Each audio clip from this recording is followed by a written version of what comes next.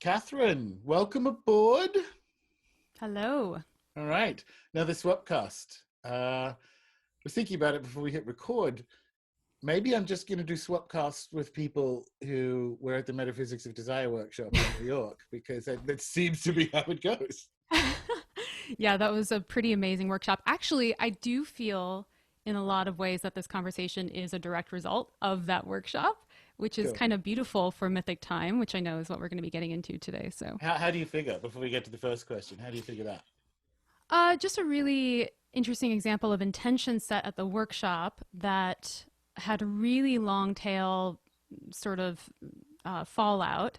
And in my experience, a lot of things actually needed to happen before this conversation could happen. So it's kind of bringing it full circle in this really meaningful way.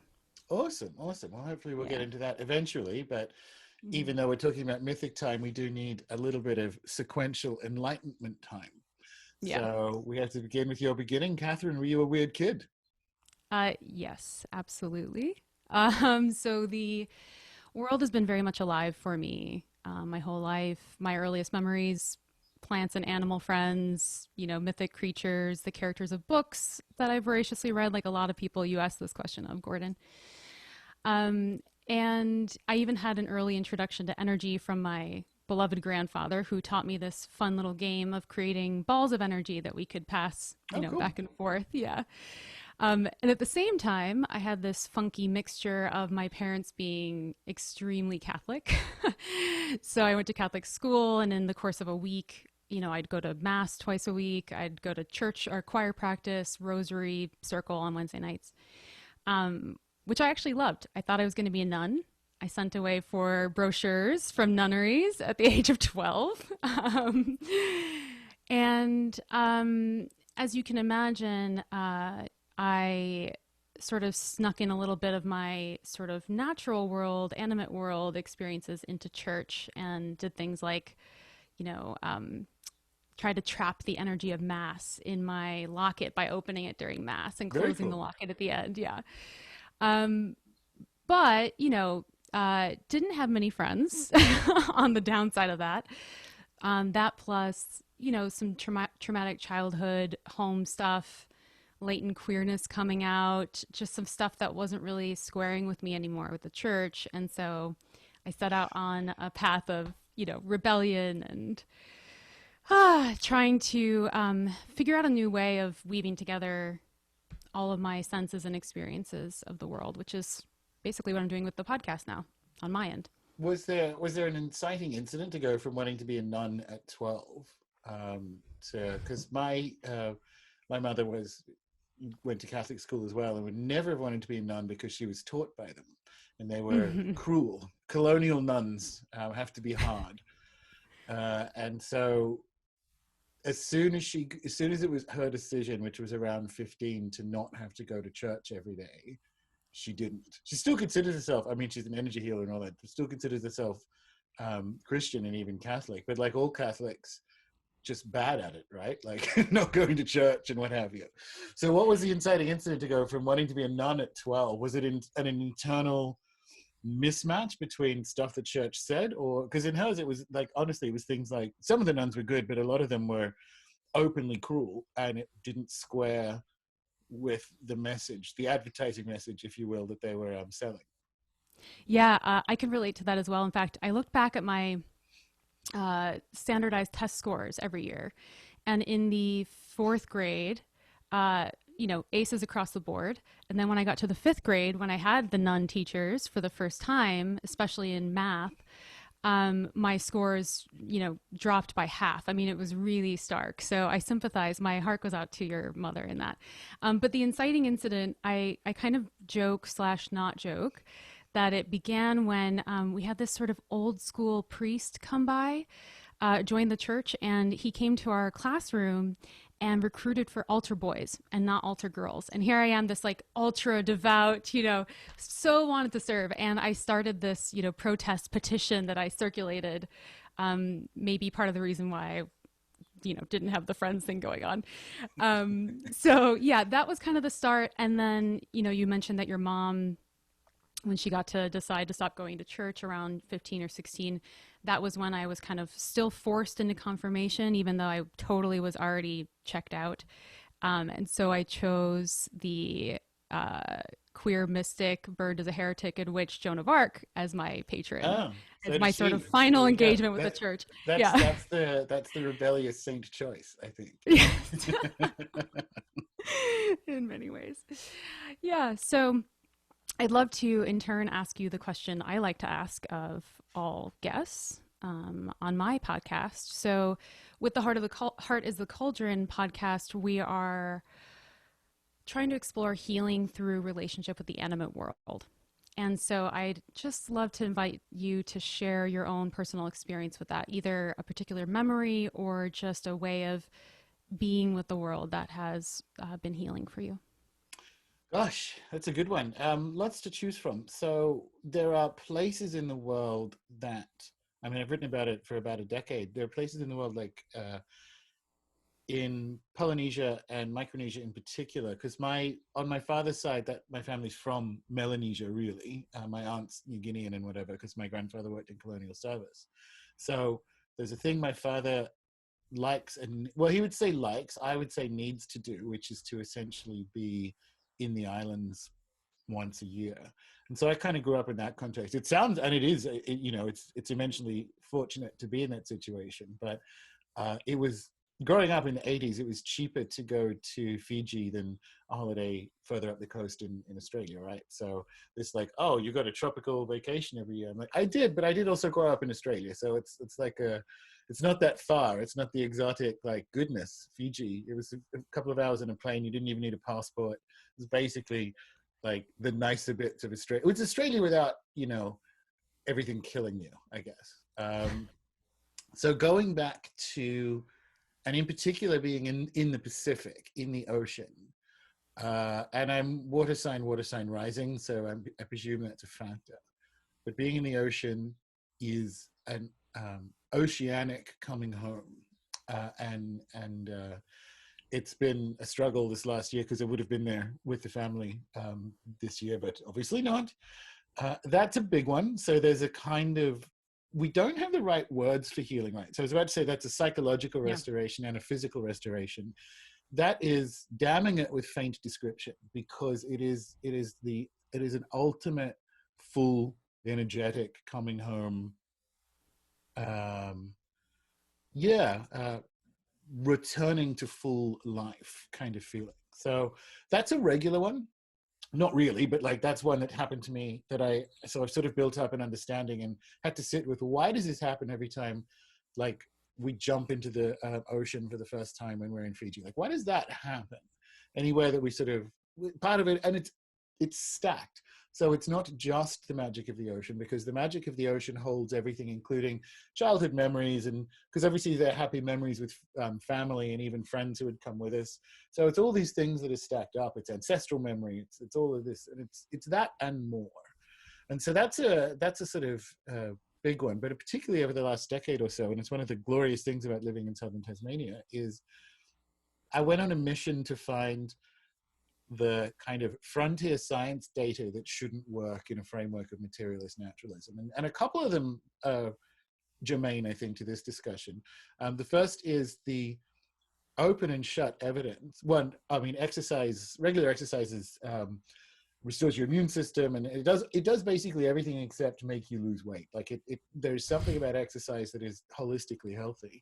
And then if you do that in a quote unquote natural setting, the markers for stress, the markers for improved immune response and everything are demonstrably better. Now that shouldn't be in materialism, because it's just all, it is immaterial in immaterialism, because it's just arrangements of atoms. So as long as you've done your 3 to 5 mile jog or whatever, wherever you've done it, it should be fine. But it's not. If you do that in the woods, you get a better response. And the other one is forest bathing, which is the same thing.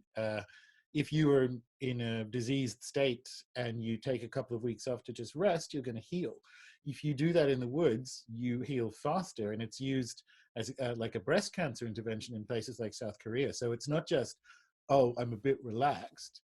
It is, I am completely healed of a disease that has afflicted me. And inside that, I think we have the hints of what I call like the medicine of 2100, which is you will not be able to reduce those effects to a one-to-one. And people try. In the case of forest bathing, they're sort of isolating the scent molecules out of the cedar trees that people sit around and saying, well, maybe this is as a cancer cure. And it's that's not it. Like it's not it. There may be some benefit to that, but it is the entire being in relation with the cosmos. And when you get that relation right, like disease itself is a disease. It lifts, and it's a whole different modality of health and kind of like being in the world or in the cosmos. So it's a great first question. And my immediate one is Fiji, but by the same token, I make sure, almost like taking daily vitamins, but I make sure that there is the opportunity for on-country health as much as possible. If not, I'm finishing a book. If not on a daily basis, then regularly. But the Fiji one carries all of that spirits of place and ancestors and memory and just being stunning. I mean, it's the tropics. Come on, and also the astrological and personality component. So that's the best example of that kind of like stacked or coherent being in a coherent cosmopraxis. Yeah, and I love that, Gordon, because it does come down to complex relationship. That is something that you can carry anywhere you are in life, no matter your circumstances. So of course you can't be in Fiji all year long, and yet you can translate that dynamic anywhere. It's really beautiful. Yeah, it's bringing to mind something from my extremely new age days in university and she's gone, speaking of people who live on tropical islands, apparently gone crazy now and is like a fundamentalist Baptist and has disavowed her many dozens of angel healing decks and books and so on. But I was in the first graduating class of Doreen Virtue's Angel Intuitives, right? Because she tested the class out in Australia as I was growing up. And she said, if you can't get into the ocean, you can kind of you can imaginally dunk yourself in it when you're in the shower or whatever, because it's a sea salt in the shower thing. And I'm like, that's crap.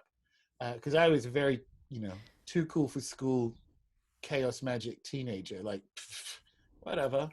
And then I tried it, and I'll be damned if there wasn't something about that I'm like, wow, this works. And so this comes back to the forest bathing thing, which is there are languages inside what we might call animism, or there's the animist frameworks are better at navigating complexity towards coherence. So what the ocean is all these stacked things of memory and whatever, and spirit and so on. And also your engagement with that is bodily and imaginal and so on. And you can just kind of say things like that or perform things like that. And it's a way of, you can't reduce the fact that works back down to cedar molecules. So there's this language, there's the opportunity to have a communications framework with the living cosmos that I think I'm excited to see people kind of move in that direction. And one of the ways for people who aren't there yet to think about it is thinking with these ideas in an animist framework is a way of managing that complexity. You don't need to know because it's impossible. It's like a wrong belief system. The tens of thousands of factors that go into forest bathing working. You don't need to know them. You can actually just almost, dare I say, algebraically or phenomenologically bracket them and be with them, and it's a true thing. And that to me is exciting. And I think for some people it's the door into beginning those relational processes. The Doreen exercise that you shared reminds me of one of my favorite studies to share with folks that, for example, a coaching client, if I'm working with them through journeying and they're maybe less familiar with it, I'll cite a study where, they had the subject pick up a ball, right? And they were observing everything that was happening in their brain at that time when they picked that up. So they physically pick up the ball, they have the map of what's firing in the brain. Then they said, don't move an inch, just imagine that you're picking up the ball. And then the exact same parts of the brain were lighting up that they could see. So, which of course is exactly why, we have virtual reality, unfortunately, that we're using for training soldiers instead of healing people. But yeah, that's actually, I'm really glad that you mentioned that. Yeah, I like that one. It has the good and the bad with it, which I think I mentioned it at Metaphysics of Desire. But your brain can't distinguish, and brain doesn't equal mind. I like that you use that for people who are maybe still operating in a materialist, naturalist theory of mind. So it's sort of like you have to gently break that dysfunctional worldview so that they can move into a more of a healing modality, which is good, right? And the other one is the same thing. It's like your brain can't tell the difference between you being physically assaulted and people verbally assaulting you and you saying bad things about yourself. So it's that same, and it's a clunky theory of mind, like mind equals brain, but basically the same parts of the brain light up, which doesn't mean a whole lot, but it's nevertheless there, and it helps people who are in that world story to realize that, well, saying horrible things to people is an assault, and also saying horrible things about yourself is you assaulting yourself because you can't even. So it's I love that. I love the sort of the brain light up thing. You can slip some of that healing in, or more specifically, break people into a healing world. So how in the hell did you get? So there's a big difference from rebelling against, uh, a 1400-year-old political structure and ending up how and where you did, which we'll get to. So were there inciting incidents that moved you? Oh, it's a double barrel question. Uh, did you experience any low-key prayer miracles whilst in the Catholic world story that are of note? And what were the kind of things that made you realize, well, hang on, even if that's in play because magic is in some sense real. Do you know what I mean? Let's pull on that weird thread. Yeah, absolutely. So immediately comes to mind. Um, this was probably when I was, I believe this was fifth grade. And the scene at home was at sort of a climax of, it was very violent and chaotic in my house. And as a coping mechanism with that, I developed OCD, self-diagnosed. I never saw, a doctor for this, but it was actually quite severe for me. And yeah, just really debilitating. And I had this one night where it was, dark night of the soul at 12 or however old you are at that age. And I just had enough. And I, had a very active, prayer practice. I experienced, God and angels as real still at that age. And so I spent the night just pacing back and forth and praying to Saint Michael, to help me. And it was like, and I must have done that, for just hours. And it was like the next day, my OCD was completely gone. I love it. And it truly felt like a miracle to me. If anyone listening has ever experienced that, they'll know what I'm talking about. So yeah, that was certainly a sort of miraculous thing that carried over. And then what was your second question? So how did you get the big difference from rebelling against the structure and ending up where you have? So Yeah. were there, like, tell us a story of finding maybe weird books and working out that magic is in some sense real, and so it's sort of like nesting, because I find that people who come from a specific religious framework that allows for like magic, right? So Catholicism, the process is one of dismissing, Yeah. finding it's working, and then kind of realizing that the other stuff worked because this one works, if that makes sense. Oh yeah, yeah, absolutely. So yeah, I definitely swung to the other end of the pendulum where it was a, total rejection. I did get my first tarot deck for myself at 15, which my mother continually stole and hid, but I kept stealing back because she wasn't very good at hiding it. She didn't destroy it though. That's interesting. Yeah, it is. It is actually interesting. Yeah, hiding it in the piano bench doesn't feel like it has a lot of conviction behind it. No. But yeah, but I did swing pretty hard into a more sort of interested in philosophy and to a certain extent, materialism, right? And I wasn't as invested in that, and certainly not with the living world. And then I'd say the year that, as a young adult in college, that sort of pivoted me back into the weird was this week of poltergeist activity in my apartment. I was going through a very cliche sort of 20-year-old breakup, heartbreak, and I was crying on my bed, and I had this little teeny tiny TV next to me, and I had a built-in VCR player. And as I'm just, in total overwhelm mode, this TV turns on and starts playing the videotape that was in there. And neither of those things should have happened by any means.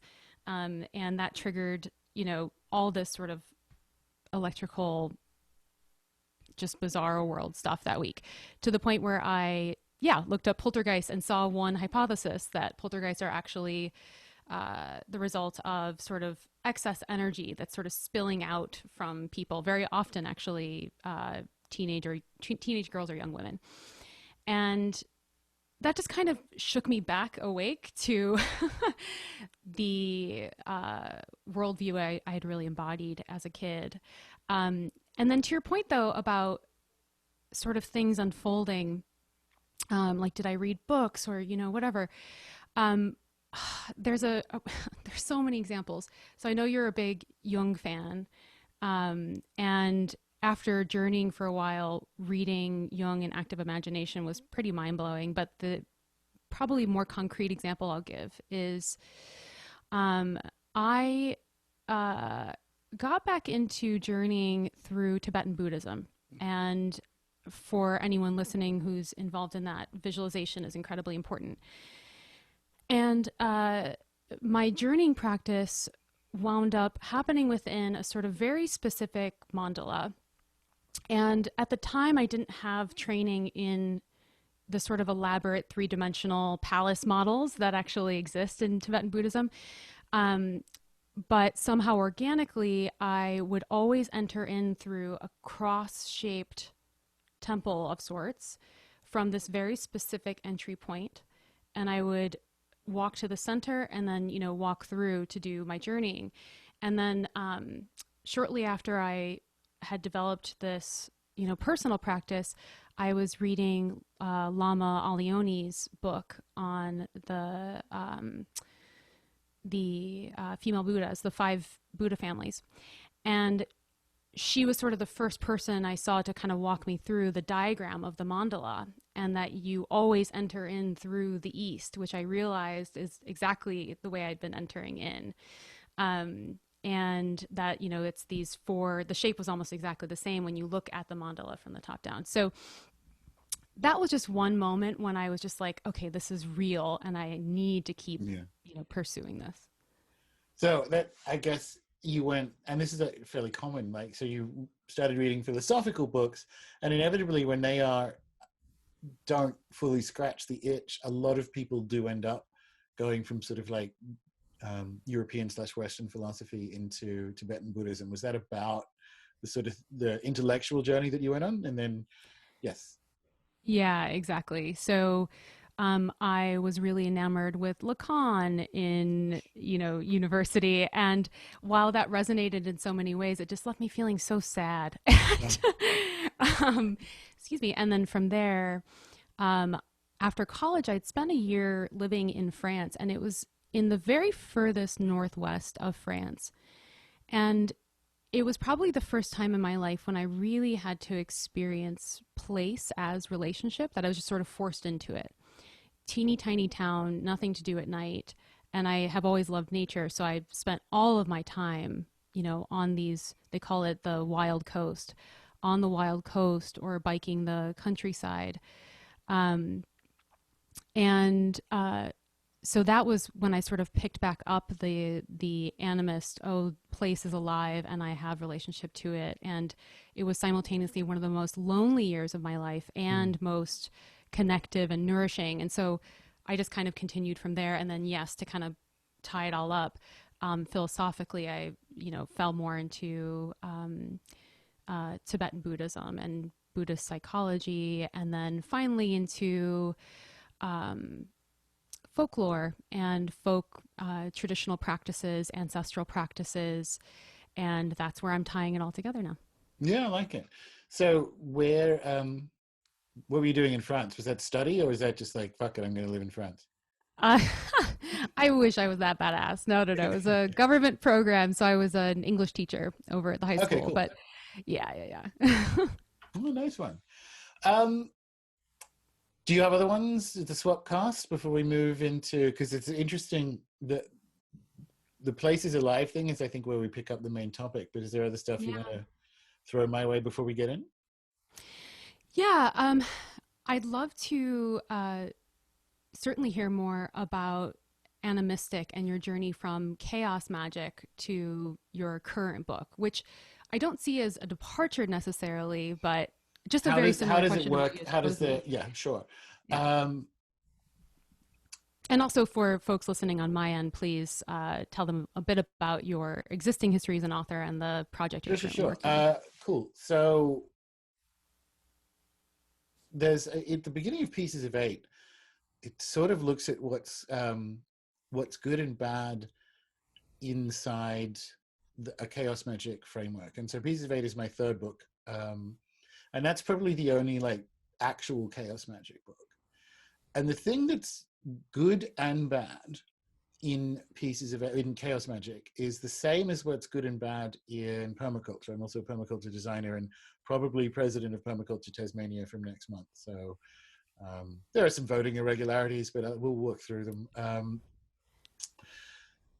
Chaos magic has as a foundational premise um, an optimization model.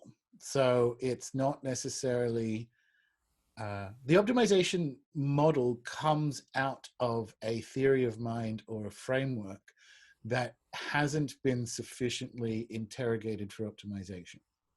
So it's all well and good to say, and it's true, but it's true inside a particular world story to say, um, I am going to A/B test a solar ritual, and I'm going to try Superman, and I'm going to try Apollo, and I'm going to try Ra, and I'm going to try whatever, right? And with the literal scientific hypothesis that the words and the form of it are potentially immaterial, or more specifically, it doesn't necessarily follow that older is better. So maybe you can optimize it, and that's true. However, it's that will also apply to the worldview that allows you to experiment through worldviews. And as it turns out, chaos magic and permaculture and whatever aren't good at that, because they have still mistaken the premise of materialist naturalism and empiricism and all the kind of like what Bruno Latour would call like the agreement of the Enlightenment, which is these certain assumptions about how reality works. We've still mistaken that for reality. So it's this idea that you can use empiricism to find the best ritual form, relies on not using empiricism to see if empiricism has some shortcomings, right? Now, as it turns out, dare I say, the academic discipline that has, in a Jungian sense, come to terms with this first over the last 40 or 50 years is anthropology, because anthropology is includes in the name, like it's knowledge of, study of the human, anthropos, the man. And so at first I had to work out, well, what does an anthropology look like beyond the human? And what is a discipline that studies, what do we do with a discipline that's studying humans, but also has actual skeletons in its closet, like in museums in Chicago and London and Amsterdam? So it's been this process of working out a framework for frameworks. And as it transpires, the cultures around the world, or the life worlds around the world, less or least impacted by the Enlightenment. And so indigenous societies in Amazonia and Australia and the Pacific and wherever, Africa and so on, have a way of validating truth that allows for, that doesn't destroy the world, which the Enlightenment premise does. Like it literally takes life out of the world to get it to work. So it has a way of being in the world that allows truth to be validated within empiricism, but for empiricism to be one of the methods of truth validation. So there's a framework of frameworks model. So I kind of make the case, my experience of the world as alive has always been there, and I'd kind of Goldilocks my way through the different Western words for how we be with that reality. So panpsychism, panentheism, idealism, and so on. And they're all night and day improvements over materialist naturalism, because it's a binary. You either operate with the universe as a metaphor of a machine, or you operate with the universe as a metaphor of a living being, right? And so that's the absolute binary. And inside that, dare I say, is optimization. And for my way of being in the cosmos, again, the permaculture stuff is in there and what have you, but also looking for a theory of mind, a framework of thoughts that allows this sort of exploration and being with and optimization inside chaos magic, is found in the formulation of animism in a Western intellectual context. So that's key, right? Like the term itself, because I'm writing a book on it, that's animistic. The term itself is a racist pejorative that we got from the late 1700s, describing people who were like more savage and more primitive than white Europeans, right? So the word and the potency of the term in the academy is to stay with that trouble, as Donna Haraway would say, and to remind and center the fact that how we validate truth outside of a European structure has not been good for 300 years. It's been, the power in it has really messed with it. So I say animism in that sense, because over the course of doing the book and dealing with people outside of that framework, so people who are in Indigenous contexts in Australia and New Zealand and wherever, they necessarily may or may not identify as animist.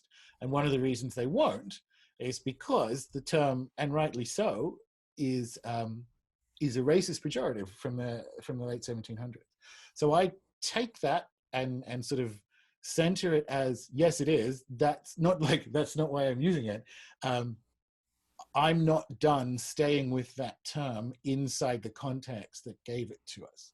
So when I say I'm an animist in the sense of I am staying with the challenges and opportunities of bringing healing and relationality to how it is we in the so-called West, and I use that in a Bruno Latour sense, validate truth. And that's crucial, because we've tried a bunch of different ways for the same reason. It comes out of the right place, but like the sort of neo-paganism of the 20th century is, I would argue, still fundamentally racist, because you're trying to extract and own a cosmovision outside of the one you're in. And it's not that you can't move between them, but it's that same, the assumptions that underpin an action like that are insufficiently interrogated. And so to move that to animism, to say I'm an animist in that I am operating in that fraught lineage, is for those reasons, right? Because that, and it's not, and that's kind of key, because we say, oh, you're animist, what does that mean? Like, are you like a Melanesian shaman? I'm like, no, no, I'm still all of these things. And chaos magic allows, air cover is the wrong word. In theory, this could be one big chaos magic project, right? So coming back to how chaos magic works, it could be one big elaborate experiment in belief systems. It isn't, but like it could be.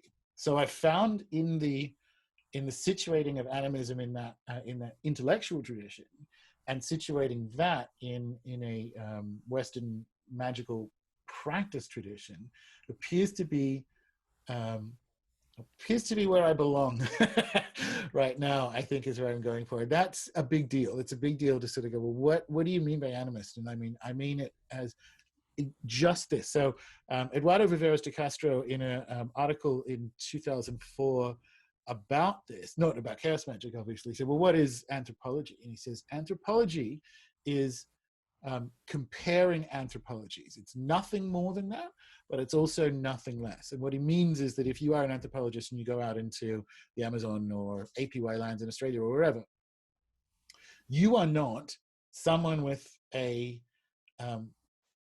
with a way of understanding how humans work, studying other humans, and then taking that information back. You are a life world encountering a life world, and the people that you are with are doing the same to you. So there's no, you can't be like, okay, well now we know, now the world somehow knows what the rituals of the AP, like the rituals performed on APY country are because someone came and like learned them. It's a comparing of anthropologies, and that chaos magic doesn't do that yet. Like I do chaos magic like that, but so the tools inside animism as an intellectual exercise have medicine for chaos magic, and chaos magic has medicine for people who are operating in an intellectual framework of animism but wish for it to be a more embodied or ritual approach. So actually that's a really good answer. No one's asked me that, and I think that, I hope that was clear, because it was clear in my head. Yeah. No, I loved that. And a couple quick things to circle back on. So one, I find it interesting that relationship comes up again in this answer that you're giving about that, insight about, the anthropologist not going into, a culture and studying the culture. It's inherently dialectical, right? Yeah. The other thing I want to circle back on was your comment about just the language of animism in general, because this is something I've deeply struggled with. The podcast that, I create, The Heart as a Cauldron, is, tries to bring together different folk traditions from around the world. I specifically decided not to just continue to replicate content around, exclusively European traditions, whatever that even means. And in trying to choose language around that, it, of course, I completely agree with everything you said about even just the word animism and animistic being racist. And it's not interesting. It's sad to me that we in, sort of colonized mindset are so very divorced from an animate world, a living world, Yeah. that we don't have a language, don't have a word to describe it, that it's not inherently problematic. Yeah. Same. And you have to, the intellectual framework, and I say, the trouble is when you say something like that, it drops into a theory of mind that I don't operate from. Because I had Carol Sanford, who's amongst other things like a business coach and like Turtle Island First Nations woman on the show, and she's talking about this, and she says frameworks are alive, and I'm like, that's it, I'm going to start using that word, because I think not all, but I think thoughts can be people, and so when you're dealing with a framework, which is a collection of thoughts and with which you think, I think when you need the European intellectual exercise of animism as or being with animist thought over the last 40 years to get to an idea that frameworks are alive, and in an operationalizable way, so that you can look at stuff that is, dare I say, more immediately available to us culturally, rather than less. And there's a big question around that, because I mean, stuff is allowed to move around the world. It's more like I'm not going to declare myself a Melanesian shaman or something, right? Because you need the framework to see what is contained in our ancestral historical experience, cunning traditions, astrological correspondences, technical hermetica, all this stuff. You need the intellectual framework to kind of like look again, this is what the book is, to look again at additional frameworks or experiences that, again, we have a less complex or less fraught relationship with immediately, to realize, and this is the guess or the big pivot, and it's the experiential one, that in fact we, again, whatever that means, do have an historical experience of being in relation with a living cosmos. We've just inevitably, and it's a whole bunch of reasons why, it's not just the Enlightenment, it's the Greeks, it's whatever, we have not described it as well and as other language games around the planet. And so that's where I'm at. That's my magic and my intellectual exercise, because you also can't like I can't, and I don't think younger generation. Well, I'm counting us in that, like me anyway. I don't think. I think generations, magical generations older than us in the West, haven't been. There's like an age divide, and it's spiritual. I don't think it's possible for people under, well, 30s and under. I don't think it's possible for them to be with something like magic that doesn't have, and I don't even necessarily mean it political. Maybe I mean it cosmopolitical, that doesn't have the necessary cosmopolitical work of sitting with stuff that has happened and stuff that is still happening, that we are implicated in and are impacted by, and negatively, and also benefit from. I just think you can't. It's not right relation if you're not staying with the trouble, and animism is right relation. So you can't not stay with the trouble. Put it that way. And I think that's. And it's hurtful, but it's really healing. Like it's healing not just for you, but the world needs these. It needs us to sing that pain, to expire and outbreathe and be with stuff that has happened to country, and stuff that's happened to custodians and us, and so on. And that framework is there, right? So it's, yeah, that's where I'm at. Yeah, the layers of, I'm also of white European descent, and the layers of being the colonizer and also trying to, repair, and also acknowledging the ways that white supremacy and being divorced from an animate framework has harmed my own ancestors and, my present day. All those layers you're talking about are actually, I think, really beautiful, maybe a beautiful segue into talking about mythic time, because the way that I visualize mythic time is as a series of present moments curled around themselves, which is why I loved your analogy of the Nautilus. For those listening, Gordon has a great episode called Pattern Logic, if you're interested in this kind of conversation, where, you mentioned the Nautilus as an interesting representation of mythic time, which really vibed with my own sense of it. And so if you have this kind of curling into itself and on top of itself and over and through itself, then it actually creates a very flexible container for us to, in fact, hold all those things. Whereas if we're only on this kind of like linear trajectory of human history, where there's just this one, you're either right or wrong and you're on the path forward or you're not, it's just going to break instantly. So maybe we can get into mythic time now. Absolutely. So linear time is, and this is the Bruno Latour thing, where he says we've never been modern. So which is true. So the Enlightenment, for it to work, had to invent its own savage and primitive backstory. And that is that it is different to everyone else around the world because it is clever and enlightened and has science. So it actually told itself that it was a brand new day of technological and scientific innovation, the light of the world. And everything before it was primitive superstition. So it's like literally, and not just that, but the process of going about enlightenment business across the planet is an ever improving process. So the idea of linear time and the idea that we just gradually improve from a state of savagery and superstition is itself a savage and superstitious belief, right? So the being with an holistic and living sense of time is urgent decolonial work, right? Because linear time is the empire.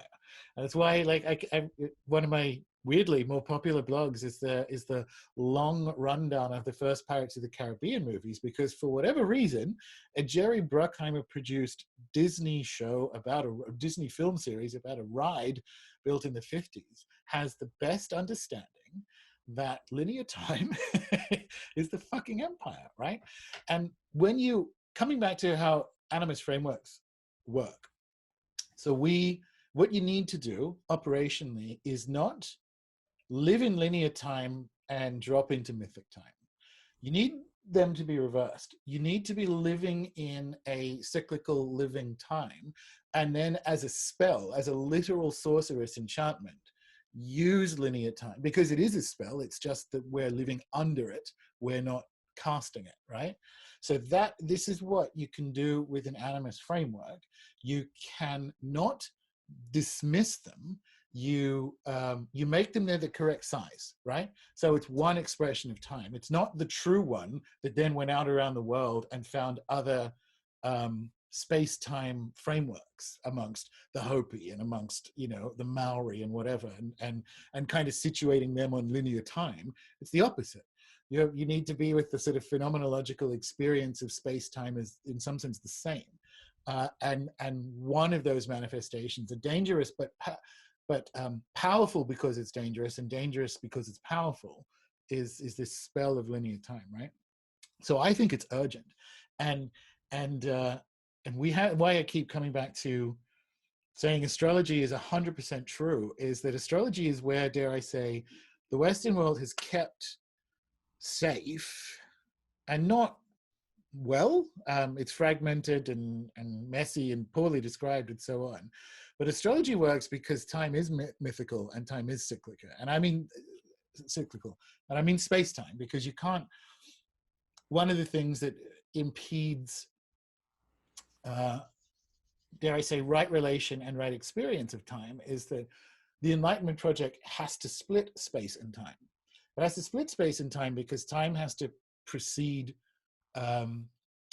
sequentially, and that's not how we experience it, but that's because that's not how it is. So if other frameworks have like a dreaming model or the Hopi model, which is kind of the same thing, sort of, we'll get to that in a sec, have time as time and place not being separate. So the first sort of anthropological categorization of the Hopi language, I think I'm remembering this correctly, in the 30s, 20s and 30s, mischaracterized it, but I understood their mischaracterization where they said the Hopi don't have a word for time that is separate from space.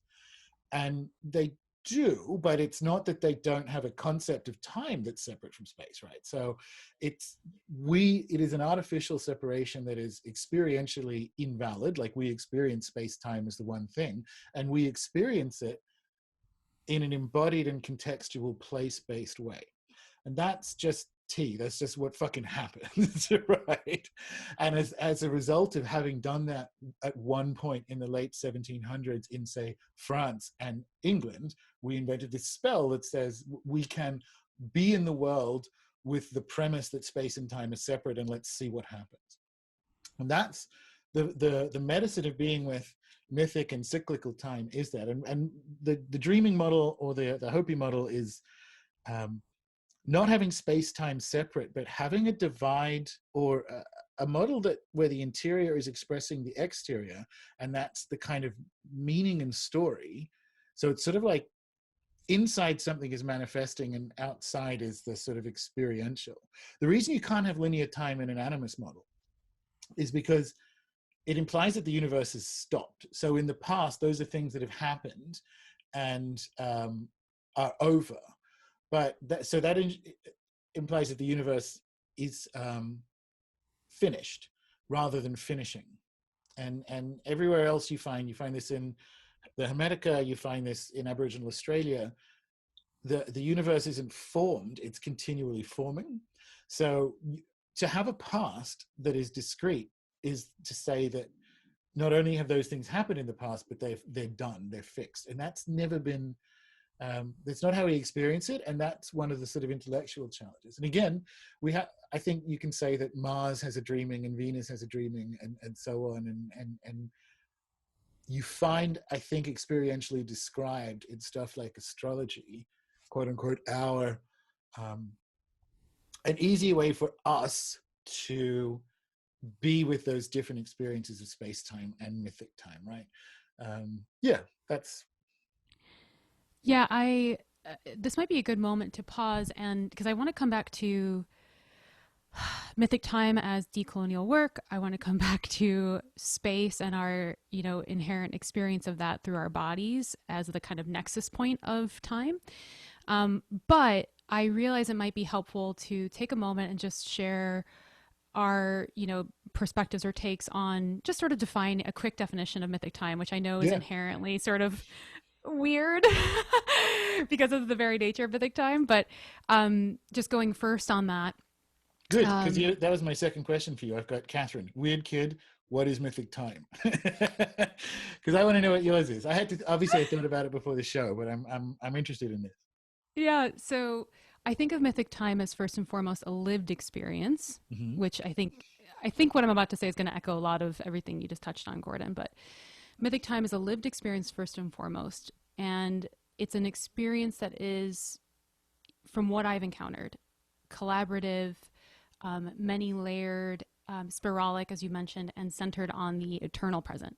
So to kind of break that down a moment, I like to talk about this in terms of comparing maybe like the average human life in colonized time versus in mythic time, right? So in colonized late capitalist mindset or worldview, you're born, and that kicks off a series of these linear events. We already kind of mentioned that lead inevitably to your death. And in between there, you are set on this straight path that's ideally a ladder, kind of ever upward, um, hopefully with some success and or domination involved in there. And then at the end, you die, which is truly I know you kind of mentioned already, like the greatest binary, and I forget what you were referring to, but I often joke that death is the final greatest binary in this sort of worldview, right? You're either dead or alive in colonialism. So, whereas in mythic time, you have the spiralic piece first and foremost. And, in my personal experience, I've encountered many deaths and rebirths in my Mm. one lifetime, right? So, spiritually, materially, relationships. And the other key facet of the spiralic nature of mythic time that I think will help illustrate this for folks is that I keep encountering similar key, themes or lessons that I definitely know I'm meant to work through in Yeah. my lifetime here, right? But each time I encounter them, because time is working in this, spiral pattern, I can bring all of the wisdom from the past and those insights into this present moment. And it has this feeling of kind of bringing me deeper rather than forward again on like a linear path.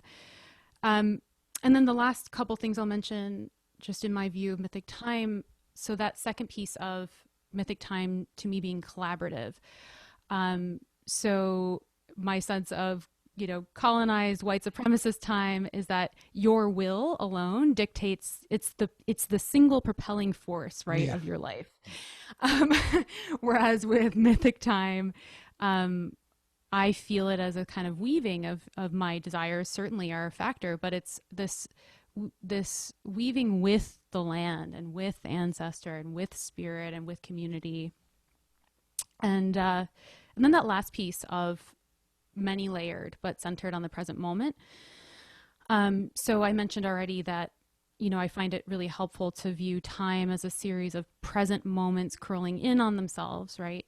And this is informed by a number of teachers I've had, and certainly influenced by what I've seen in sort of like the folk agricultural mystical cycles of the year, as well as Tibetan Buddhism. But all choices from our past, all of our ancestors, all of history of the world had to happen for me to get to this present moment, right? Yeah. And all of any possible future I have is based on the choices I make today. And so, my body and spirit, like I mentioned a minute ago, are that nexus point of past, present, and future. And this, to me, rather than feeling claustrophobic, is actually really expansive in mythic time and opens up a lot of potential.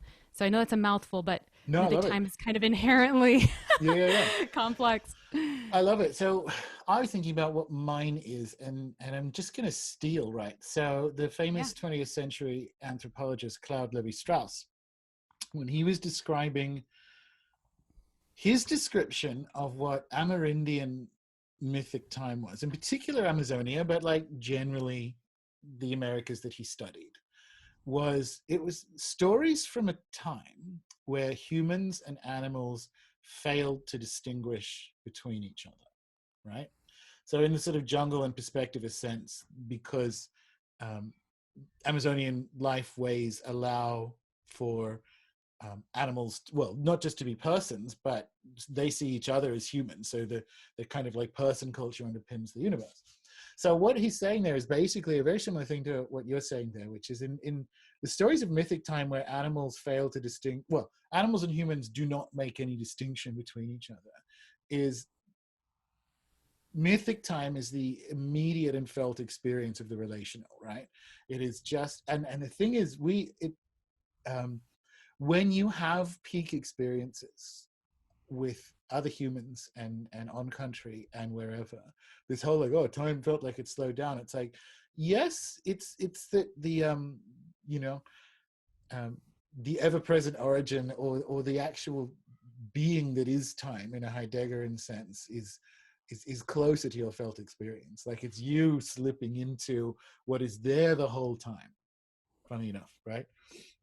So for me, that mythic time is that, because and I like that one because I can kind of compare to what is called the dream time, um, uh, and people think the dream time, and it's the trouble is for Aboriginal Australia to explain the dream time outward comes back to that idea that we think of the world as formed rather than a state of essentially continuous manifestation. So that's the Hermetic model, that it is, creation is a constant fountain of God process. Like the tree that I'm looking at is continually treeing. It did not become a tree at some point and stop.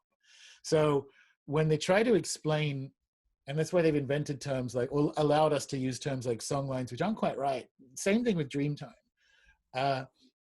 The way it's described is ancestor beings, and which includes animals and whatever, created by moving about the earth, the rivers and the mountains and trees, and then laid down and became the thing that they just created. And that's where we get confused, right? Because this is a process that is the continual upwelling interior experience of country. So it might have happened, because these are the oldest continually practiced cultures on earth. That story may have been told in an Enlightenment time sense for 50,000 years, but where they find us so confusing because we think we live in a dead universe, right? So for this event is, the creation event is continually happening because you're inside creation. So that kind of mythic time failing to distinguish between humans and other animals is mythic time for me, because you are being with meaning and relation contextually. And I just, because it's funny, I haven't finished the book yet, and the chapter, we were talking about it beforehand, and why we're using this as one of the topics, one of the many topics we could have discussed, was it's tangential to one of the chapters I'm working on, which is including my memories of being on country in the middle of Australia in the desert and Ananu lands at a place called Cave Hill, which was, I've been to some amazing places and some holy places. Like I've been to the Vatican and whatever, right? It was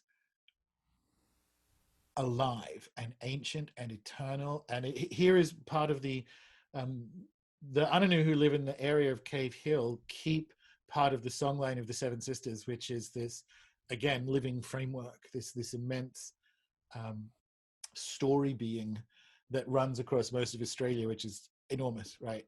And it was at this part that Wati Nero chased the Seven Sisters from the caves and up into the sky.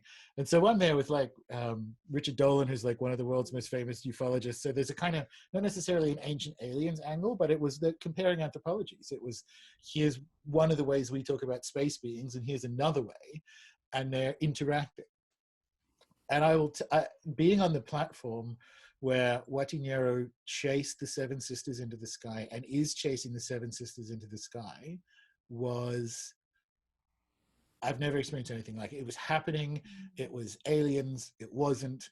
It was all of that stuff. It was a mythic time moment of, it was an ever-present origin. It was an eternal moment of depth and interiority of story at that moment. So whenever I have in my memory an experience of mythic time that is kind of like a peak one that I could come back to and almost do my own comparison from. But so that's my definition. It's kind of like borrowing Claude Lévi-Strauss's failing to make distinctions, which a time when humans and animals didn't make distinctions, because that's a really good example, because that is a thing that happened in the creation stories of Amazonia, but it's also a thing that can happen in ceremony in the Amazon today, right? And you can experience it when you're just vibing, dare I say, like when you're out on country, and it's weird. Like I'm recalling a bit of Spell of the Sensuous by David Abram, where he's describing when he came back to America after doing research work. I think it was in Nepal at that time, and he said what surprised him was how blind Americans were to the present. Because having spent all that time amongst like sorcerers and people and people who are doing magic and whatever, if you're just sitting with someone outside talking to them, everyone is aware of the bird song and which bird is making what, and just being present with all the beings that are with you in that moment. Westerners, but like he went back to America, so I'm saying Americans aren't. We're oblivious. If you're sitting there at brunch, you're not. It's just you and the other human that you're with. We're not. Linear time is such a bizarre spell, because it not just takes the past away from us, it prevents us from being in the present. It's like it is the ultimate imperial prison in a way, because we just don't do it. Yeah. So I very excited about a few things you said. One was, you brought space back into thing and into this conversation and place specifically. And I wanted to offer up one of my favorite examples of experiencing mythic time that doesn't necessarily involve anything tremendously, adventurous, like your incredibly beautiful memory that you shared, or, going to Nepal, etc. One of the examples I love to share is just through our own physical bodies, right? Because that is how we experience time. But the specific example is, I did a podcast episode recently on different types of feasting with the ancestors in mythic time. And so, looking at Fet Gede and All Hallows and, Dia de los Muertos. And with all of these different traditions, or Dziady in Poland, and with all of these, there's this shared practice of eating a meal, not just, near the grave sites of your ancestors, but with them. And when you start to really meditate on it, it gets just so many layers down at one time, where you have the land involved, because the land has provided the food for what you're, feasting with. You have the past brought into the present through the dead being, with us in that moment, invited to be in the meal with us.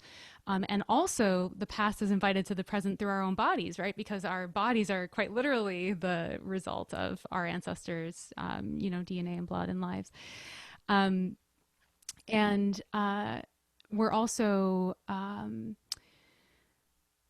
nourishing the future in that moment, right? By certainly feeding ourselves. And also in a lot of these traditions, the ritually feasting with the ancestors is so important for the success of the future agricultural season or whatever. So just another example I wanted to offer up for folks. I love it. Yeah. And it's when we moved less, when you're at the gravesite, because it's funny, it's there in Catholic practice. I don't know how far back you have to go in your family for it, but I remember reading, in speaking of UFOs, Jacques Vallée's journals, when he's talking about going back to France, because he moved to the US in whatever it was, the 50s, 60s, and going back to France in the 70s, and kind of being a bit wistful in his Franco way, that people don't do All Hallows by the gravesite in France anymore. They're not really that, and he's not Catholic, but he's like, that's a pity. We've sort of lost that. And I have this, like, with my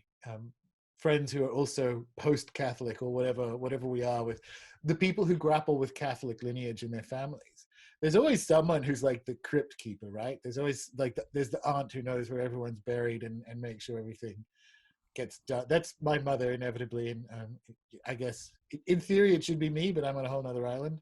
We'll see. But what I find interesting about what you said there, which is absolutely true, is that it's stacked, right? Like, if you are on your ancestral lands already, when you are visiting the grave sites, you're it's all that one stuff. So Auntie Munya, who I've had on the show, Aboriginal elder and law professor, says that sometimes, like when we say things like spirits of place, they'll say old people of country in Aboriginal English, old people of country, because the distinction between ancestors of place and ancestors of blood is not there, right? You are made of that, and so to be in an ancestral food ritual, dare I say, and it's such limiting terms, right? To be in that is to be eating your ancestors with your ancestors and also your descendants. And I love, so in Sand Talk by Tyson Yunkaporta, here's this whole point where here's a story about he's having a phone conversation with his 11-year-old great aunt, because what you will find in certainly in Aboriginal Australia, but in frameworks like this, a much more sophisticated or nuanced posthumous experience. So there's a part of you that goes back into country, there's a part of you that goes into sky country, there's a part of you that will always incarnate down into a specific family line, and it's actually in some of them quite fixed. So this great aunt becomes that niece, and so on.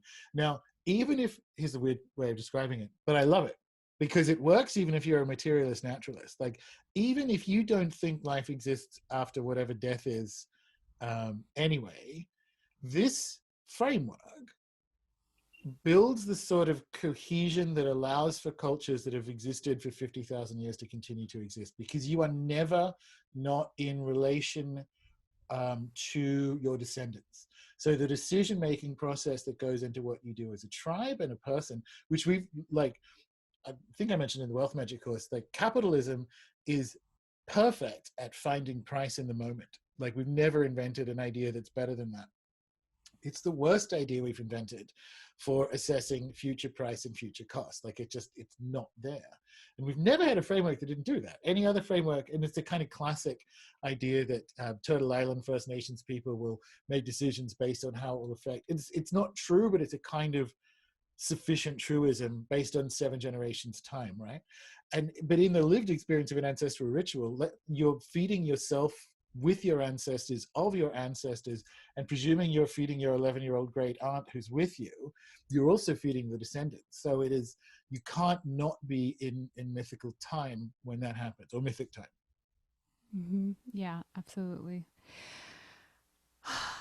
I would love to ask how, so time was actually one of the first things that broke for me when I was trying to shift my magical worldview into practice, right? And so I'm curious, A, what your experience was like of time breaking and how you began to reconcile that, and B, how has your sense of time shifted over Cool. years of practice? I experienced it with entheogens as a kid, like as a teenager. I experienced its elasticity, but it kind of never really. I'm like, okay, cool. So it's fairly easy to go. The Enlightenment notion of time is not correct, and then just sort of toddle on with life, right? So in a funny way, it was never a area of ritual interest or cosmopraxis, or interest of cosmopractice for a while. And then it was sort of understanding, trying to find frameworks of understanding what's going on in like the wider parapolitical and geopolitical world, and coming to like cycle theories of economics and cycle theories in general. That occurred at the same time as sort of, which is easier to do in Northern Europe than growing up in Australia, of living much more seasonally, even just from a consumption of food perspective. So once I moved out of like the subtropics of, well, it's warm temperate, of somewhere like Auckland and in New Zealand, and I grew up in New South Wales, you don't really get frosts. We don't have a 4-season. Aboriginal Australia doesn't have a 4-season model, right? It has a 3.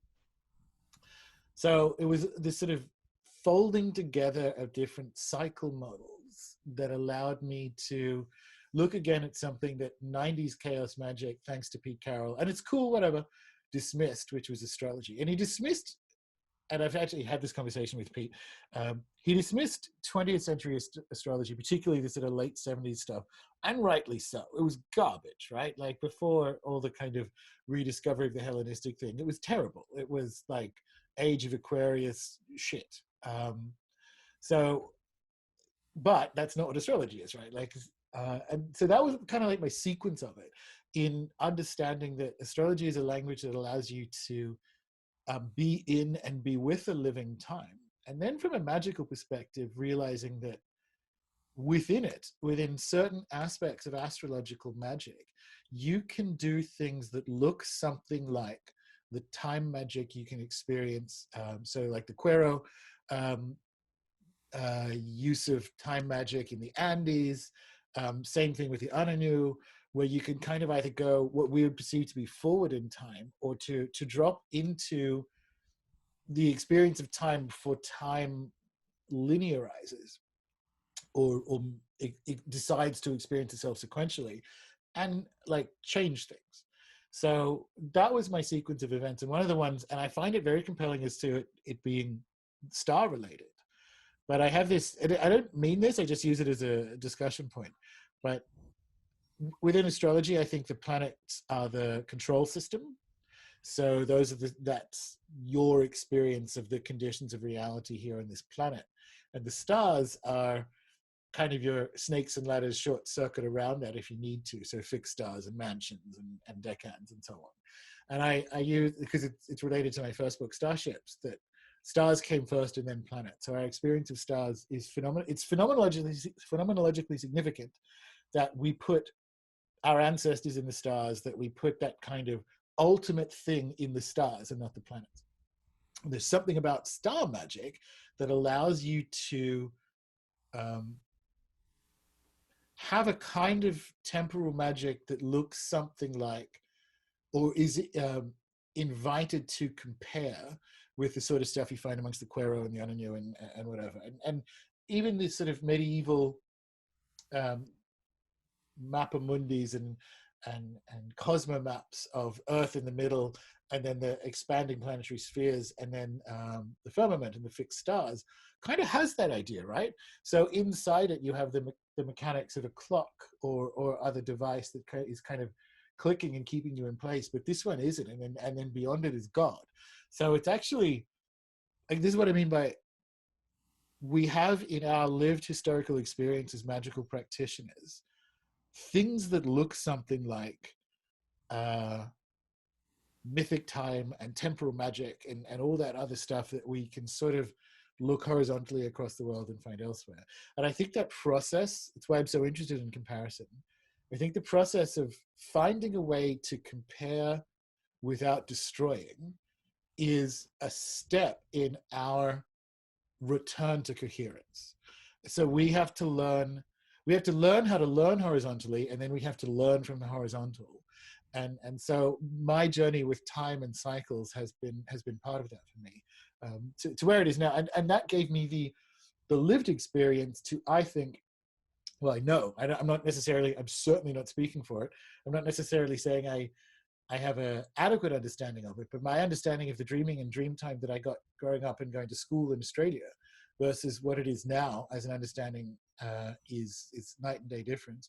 And it's because I have, as I feel, an experience of, dare I say, mythic time, or the continual manifesting of it. But the journey, it unfolded like that for me. It was sort of seasons and economics, and then astrology, and then astrological magic, time magic more specifically, and yeah. Yeah, I love that you're describing, early on trying to layer on top all of these different frameworks of time and understanding cycles. And for myself, I'm picturing, early on when I was trying to do spreadsheets and just countless scribbles on anything I could find, right, of spirals on top of each other, and how do I fit the astronomical year on top of the agricultural wheel on top of the death birth cycle of gods. And Yeah, but that's because oh, we go ahead. expect it to be a machine. Like we Yeah, need it right. to be coherent, but it's not. It's the truth is in the experience of it, and each Yeah. framework comes forward and back. um, in the experience of it. So I've been Yeah, there.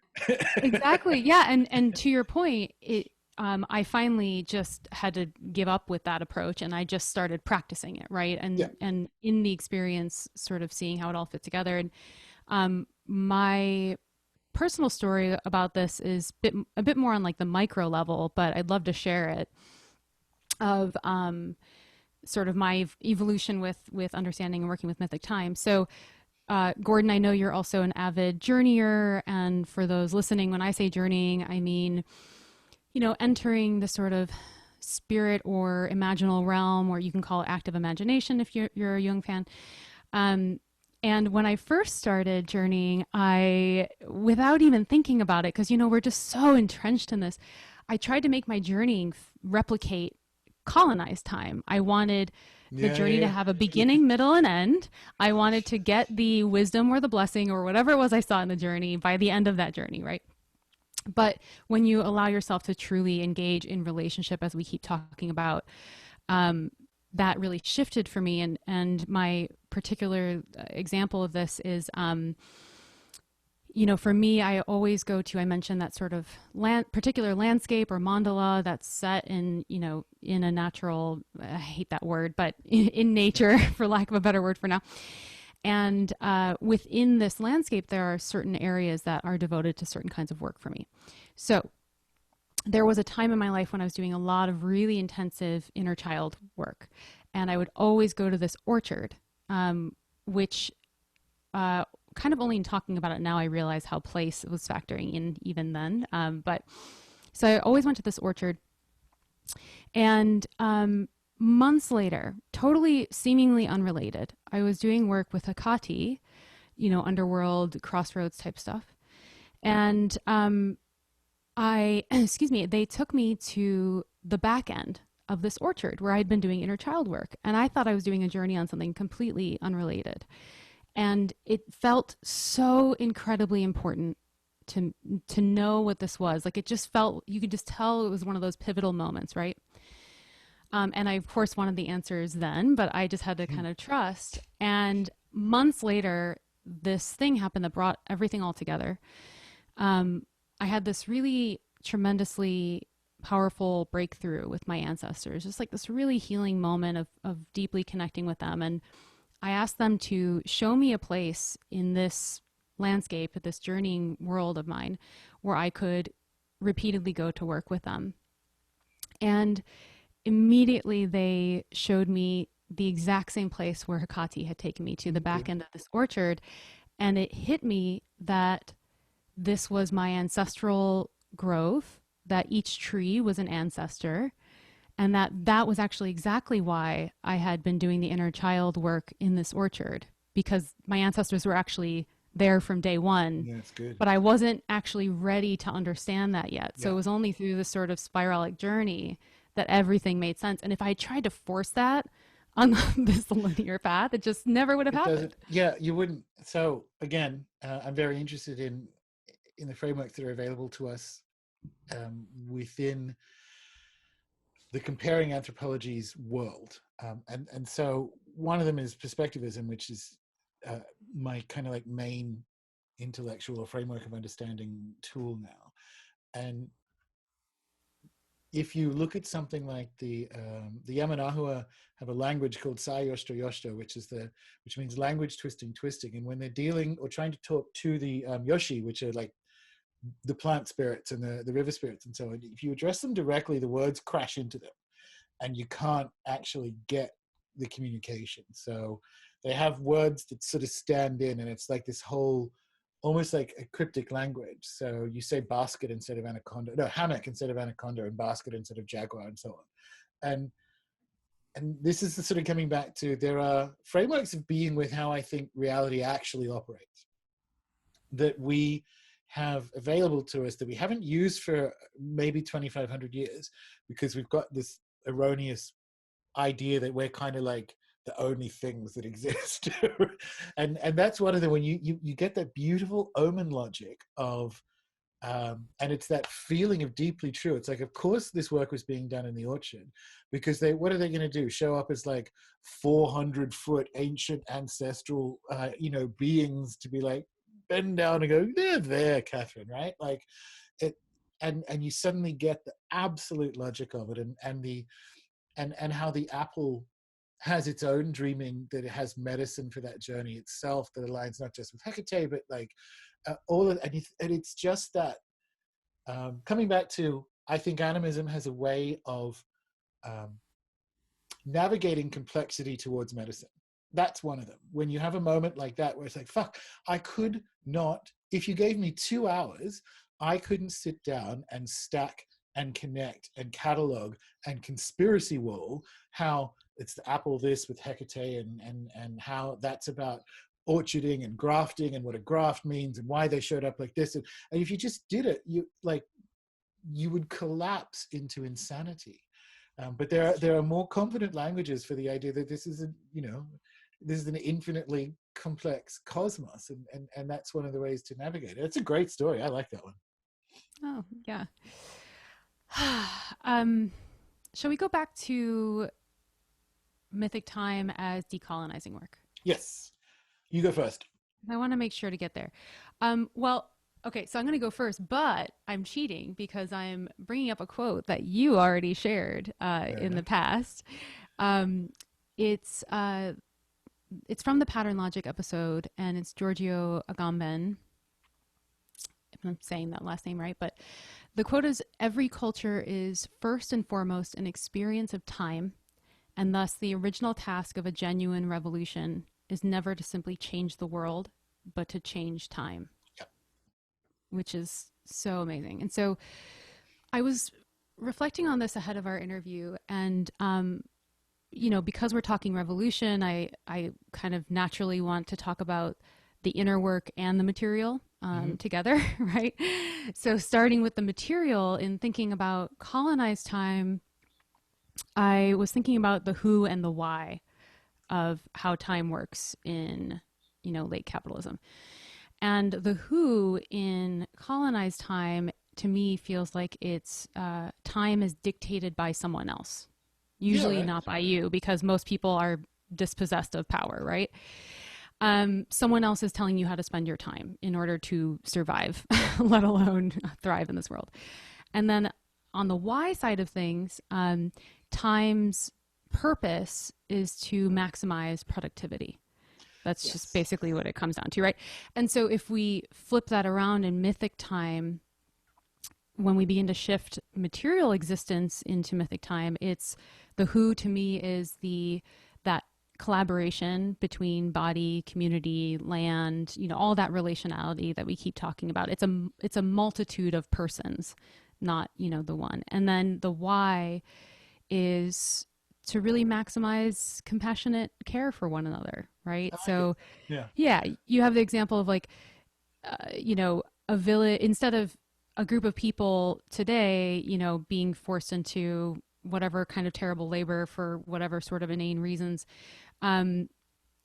before in some cases to this present day, but in a collaborative model in Mythic time, you have a group of people, tending crops in the warm months and weaving in the winter, and you have honoring certain offerings to the gods or spirits of land at certain intervals to ensure everyone's survival. So that's on the material side. On the mental side, I think of time as weirdly, or I shouldn't say mental side, I should say the inner side, to carefully choose words here. Good.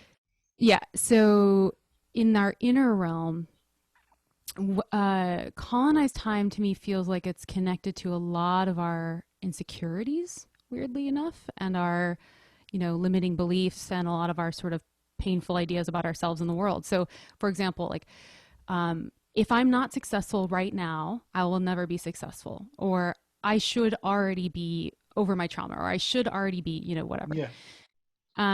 And the other facet of this is, colonized time kind of keeps us complacent, because if we're stuck on this linear trajectory, it's a lot. We already have a lot of momentum to maintain the status quo. Yep. There's no, turning around. Whereas in mythic time, when you have these sort of complex truths all intersecting with one another, it's much easier to, um, envision and embody a sort of different world. And the last thing I'll say about this is in the inner realm, um, something you were touching on, Gordon, is the sort of re-embodiment or re-remembering of the time when people couldn't distinguish, plants and animals didn't distinguish between one another, right? And that's a beautiful example of mythic time kind of allows us to re-embody a past, or in some cases present, culture outside of empire, Yeah, right? So absolutely. it gives us this easy, not easy access, it gives us this ready, available access to, yeah, a much different reality.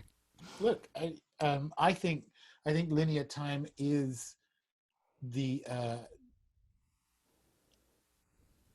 is an entity, is empire. I think it is the entity or archon that is empire. And if you look at where we got our days and or our days and our minutes and 60 minutes and all the rest of it from, we've effectively got it from Sumer. Now that's kind of interesting, cosmopolitically, as to how the creation stories and the changes that you find in Sumer over time are deeply suspicious, and this is why people have a lot of ancient alien shit going on with the Sumerians. But it's like uh,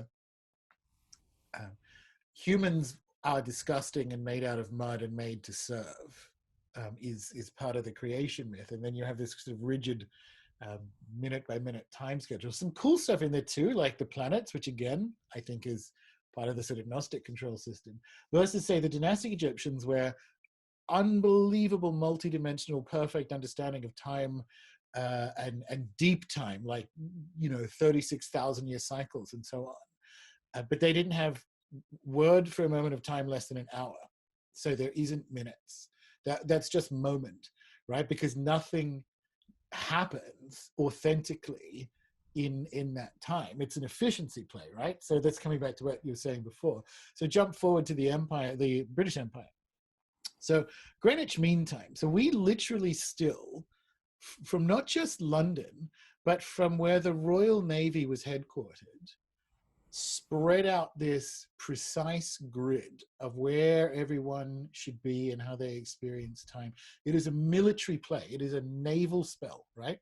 So, and if you look at what that was used for in terms of making trains run on time, when you look at a train from a mythic versus imperial time perspective, um, what the train timetable says is that you aren't meaningful or valuable in the universe. When you want to go is immaterial. This is when the train is going. The empire has decided that this is when you will move from here to here. So if you're not ready, like, this is coming back to the insecurity thing. There's a whole bunch of reasons why imperial time is attached to insecurity. It's a permanent game of running to catch up or not be good enough. You have 1 hour to complete this exam. This is when the train leaves. So what is happening to you moment by moment isn't real, is irrelevant. What is real is when the fucking train leaves, right? And how do we know when the train leaves? Because of this spell emanating from where, like, the Royal Navy used to be headquartered. And it's insanity. It's insanity to have this. And the thing is, you can use it as long as you know it's an imperial spell, right? And I think it's really important that he said it is connected to the insecurities. I think it is deliberately, I think it is an assault, on lived experience, because it's all of that. I'm not rich enough by the time, oh, I don't own a home by the time I'm 30. And all this, like, any of that is real. And it's just a catalog of not just failures, but it's a continuous demonstration that you and your experience aren't real. So I haven't finished the essay by the time it's done. The train's leaving, whatever. You're the one. Human experience is decentered, um, in comparison to this artificial imperial construct, right? Mm-hmm. So that's where, and the beauty of the kind of, you have to decolonize time, or you have to decolonize, you have to experience authentic time as an initial act of decolonization, is because it's sort of upends the whole board. So it's not even just a personal decolonization. Once you can drop into, and it's, and I say this like it's simple, and it is simple, but it's divinely simple. Do you know the migration patterns of the birds in your area? Do you know what flowers when? To slip into that time is decolonizing, because I think about the endemics we have down here. Australia's um, vastly ancient. Like I have some mountain peppers growing on the farm, which are endemic and local to here, but they are the great grandmother of all pepper. It's a plant that existed on the Gondwana continent, and this is what it was like in that sort of 120 million year old, no, not that far, 90 million years ago. It doesn't care about trains, and better than that, it will outlast the very idea of trains. So there's a power in being there's an infinite power in being with a decolonized time, and it makes the whole empire small when you do it, and that is just urgent individual and global or planetary medicine. Mm, that's so beautiful about that pepper. Thank you Yeah, for sharing that. yeah. I go and look at it and think it's older than Tasmania, because obviously Australia broke off Gondwana, and then the Ice Age ended, and that's what separated the island I'm on from mainland Australia. It's older than all of that. It's amazing. Like and it's funny enough, thinking about this for the book. Materialist naturalism has its own version of mythic time, which is deep time, and this is kind of like a big idea in biology and geology at the moment, which is because of I don't think climate is real, so whatever, but like because of what we call climate change and all this kind of stuff, we have these ideas of deep and geological time, and it's the only part of materialist naturalist time that I like. And isn't that interesting that it's like its version of mythic time is this idea of deep time, like vast time scales, and how it is a human can even conceive of or think with it. So I find medicine in all mythic times, even the kind of like imperial one, which is this sort of deep one.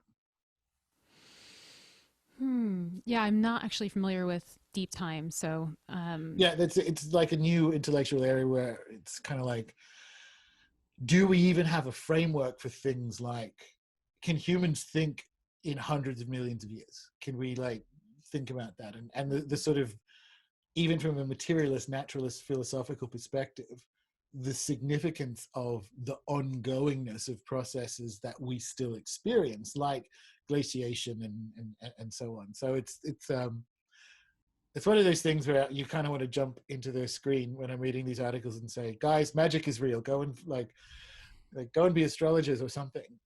But even without it, even in that kind of, you can see what they're calling an intellectual exercise is in fact a heart response to something like mythic time. So yeah. yeah, it feels like this is actually raising something we haven't really touched on yet, which is this. So something we have talked about is the fact that we can only ever experience personally, as you know, me as a human, I can only ever experience time through my body in this present moment.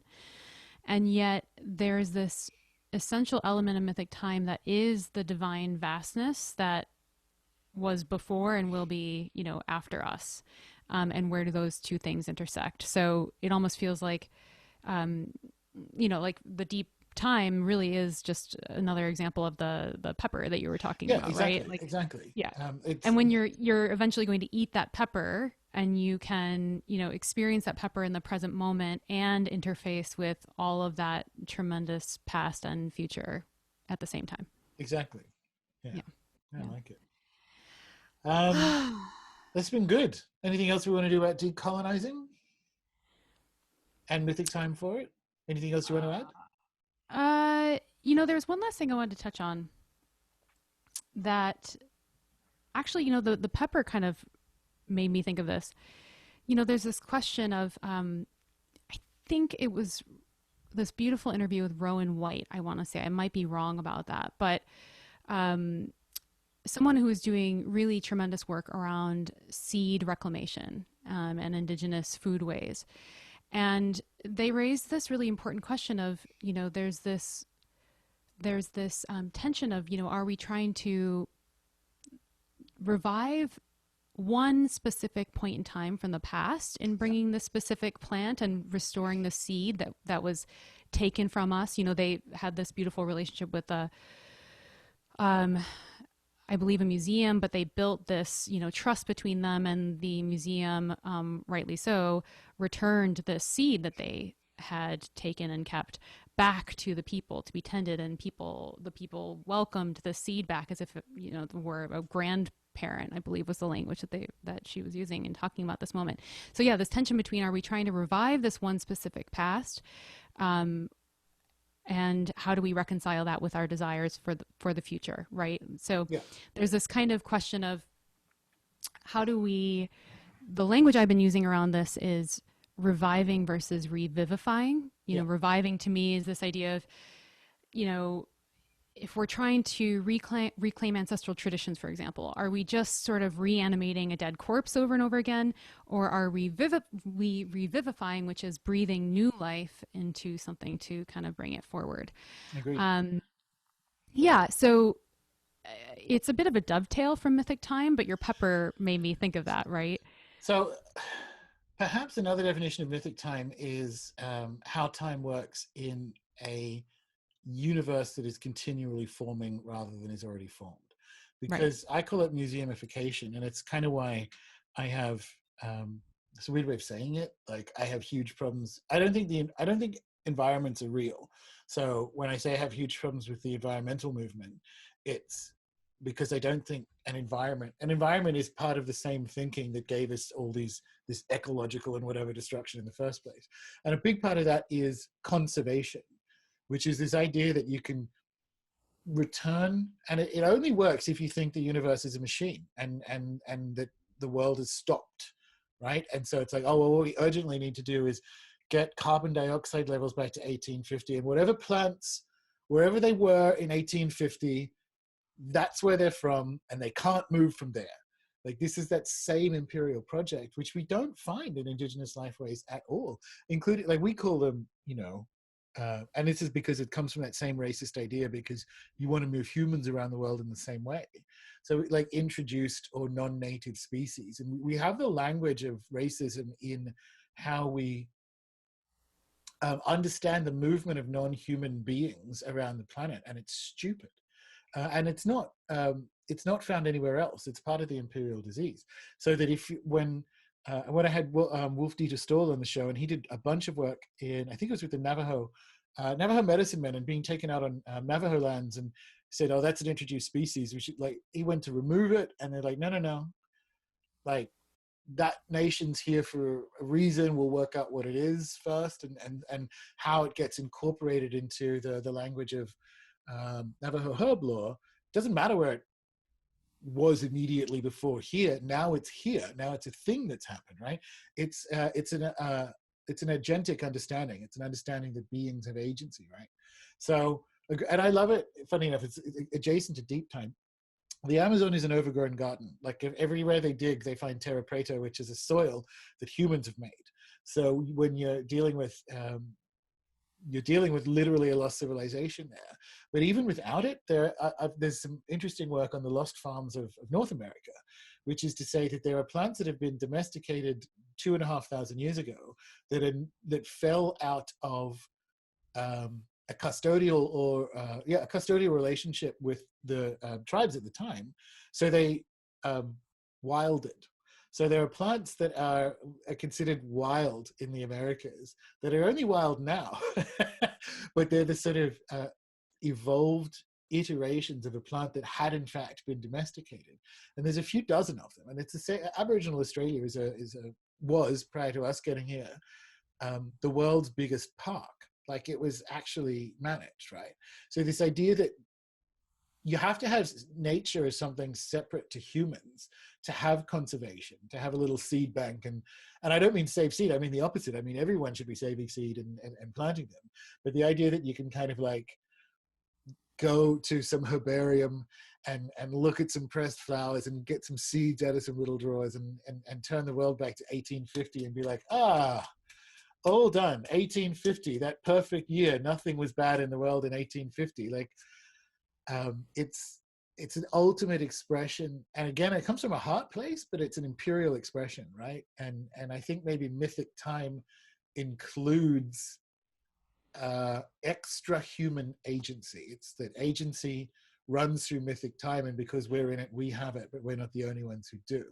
And in terms of relating to the more than human world, it's probably how we can tip that in. But I agree, revivifying is better. Like, I don't like conservation, I don't like environmental. I mean, I don't like these terms, and I don't like their worldviews. I get what it's about. I don't mean like let's ban environmentalism. I mean, let's bring life back to it. Let's revivify a process that we have improperly circumscribed and allocated a task that it can't do because of its improper circumscription, right? So I don't see any other way beyond that returning to the metaphor of the, like, moving from the metaphor of the machine to the metaphor of a living being. I don't see any other way other than that lived experience, that animist life way of being with what we have to do next. Yeah. In fact, Rowan White, in that same interview I mentioned before, also advocates for everyone getting involved in rethinking, the continuation of our future, right? Of course. Yeah. And yet she also pointed out that the reason it's so important to support and, back Indigenous leaders on this is because in many cases, they're often less removed from mythic time than, yes, like you and I are, oh, right? but I also don't think, and this is why I'm going to say it, I don't like environmentalism. I think it is the wrong compartmentalizing, and task allocation is what got us in this fucking mess. And that's a really good point that Rowan made, which is like, well, you can't just go, you 5 people over there, go and get some seeds out of the box and plant trees and we're done. Like, that's not it. Something Charles Eisenstein said about being in conversation with some Kogi elders, and they told him climate change isn't caused by carbon dioxide, you idiot. Climate change, not like you idiot, but like a fool. It's caused, you have all these sacred statues in these museums in Amsterdam and London that need to go back to their original lands. And I've been haunted by that, because I don't think, I think the idea that you can fix it is part of the problem, right? But there is nothing but right relation for what we have to do in the perpetuation of ongoings. And right relation is traditional, and I hate that word, but I mean it in this sense. Right relationship is custodianship that politically acknowledges the ancestral relations for wherever you happen to be. And what that means is, like, the Kogi are right. That shit has to come out of the fucking museums and go back to it. And you know what? What if they're actually right? And I think they are. Like, on a magical basis, none of this stuff goes away unless we stop doing the things that causes it. It's pretty simple. But the idea that, like, put up some windmills and plant some trees, it's that you're still stuck in this thing. And animism has that capacity to navigate the complexity that is required. And I'm just really haunted by the idea that they're like, no, climate change is caused because you have all these relics that you stole from, not just like the Kogi. They actually didn't get that much stolen. They got land stolen from them, obviously, but they're specifically referencing like objects in Africa that need to go back. And I'm like, how did you guys are in the Americas? Like, it's a really interesting, like, how do you know that? And I get what they were saying about it. The whole imperial mindset is the thing that we need to return to right relation, which means leaving that. And that's expressed everywhere. That's expressed in the sacred objects that have been removed from their lands. That's expressed in maps. That's expressed in all of it, right? So yeah. I have to go back to +1 to everything you just said, but also I have to go back to what you were saying about environmentalism and, conservation and all that, because as part of my rebellious phase that I mentioned, I had wanted to be vegetarian since I was, 13, and my family wouldn't let me. And so the day I left the house, I became vegetarian. I was vegetarian or vegan or something for 10 years time. And fast forward to today, and my partner actually hunts, and I eat meat, and we're trying to transition into only eating meat that he hunts, and he was actually the one to really open my eyes to where similarly I thought of myself as like a staunch environmentalist, and then realizing all the traps that Yeah. surround that, and and just to your point about the ways that my personal understanding of relationship between human and more than human kin is just completely different now that I'm actively engaged in it Yes. through being inland and through eating meat that has been hunted here and all that stuff, than when I was, just sort of intellectually engaging. Yeah. Yeah, and it is the intellectual, and that's the thing. Like, I look at it. It's not. You look at people who are actively promoting this stuff and go, you you in an improper world story for what it is you're trying to find and do, and the upwelling is admirable. But it's a perpetuation. It's that kind of like, it's why one of the reasons, many reasons I had Bayo Kamalafe on the show was because it's the right question. What if the way we respond to the crisis is part of the crisis? And when it comes to environmentalism, it is a greenwashing, technocratic re-imperializing of the planet. And it's like, yeah, it's there's nothing for it but right relation. There's nothing for it politically. There's nothing for it on a health basis. There's nothing for it spiritually, even because even as I say those things as separate, they aren't when you're in a method of ongoing that prioritizes right relation. Yeah. Right relation just seems to be what we keep coming back to throughout this whole I think conversation. so. And I couldn't be happier about that. Oh, we did a long one. Look at that. Almost Oh, 2 hours. goodness. Woo. Nice. All That was right. a good time. Yeah, very good, very good. So people listening on my site, where do they go to find out more about your show and that stuff, what you got going on? Yeah. So, uh, definitely come check out the Heart is a Cauldron podcast. Gordon, I know you're such a big lover of astrology, and that came up a lot in our conversation. But I was really interested in the cycles of the more earth based experience, right? And I kind of playfully describe it as like the astrology of dirt. And so each lunation, we take a look at, kind of what's happening. I often try to frame it through what's specifically happening in my sense of place and relationship of place to encourage other people to do so as well. And we use that as inspiration for healing praxis and kind of fold in folklore and plant and animal wisdom and mythic archetypes. So I think it would really resonate with a lot of your folks. So Very Heart is a cool. Cauldron podcast. And then you can also find me. Please say hello on Instagram. I really love chatting with everyone. I'm Kathryn.a.fink there. Or you can check out my website, Kathryn Fink, for info on the podcast and the coaching one-on-one work I do. Nice one. Nice one. Your turn. Runesoup.com. I'm not even doing, like, I am on Twitter for my sins, just not that much. So if you want to get in touch or see what's going on, that's where the podcast is. Obviously it's on YouTube and so on, but otherwise it's runesoup.com. And yeah, good times. Beautiful. Yeah, this was delightful.